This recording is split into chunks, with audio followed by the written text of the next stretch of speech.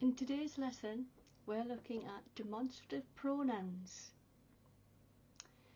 This refers to something that is near the speaker. That represents something far away from the speaker. Singular, one thing, this and that. The question using those demonstrative pronouns, this and that: what is this? Or we could say, what's this? What's this? So I've got two pictures on the board. What's this? It's close. Pretend this is the speaker. Okay, the words are the speakers. What's this? This is a burger.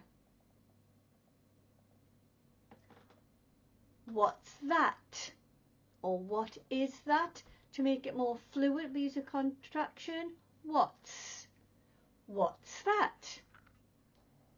That's a hot air balloon. Another contraction, that is. That is a hot air balloon, or that's a hot air balloon.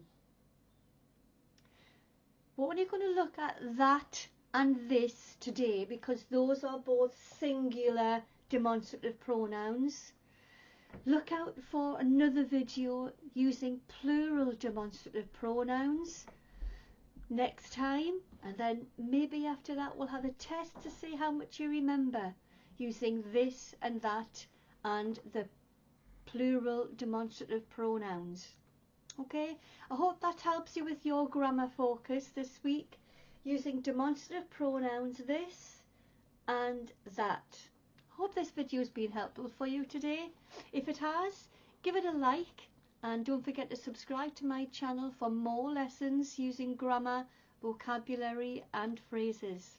Thanks for watching today. Bye bye for now.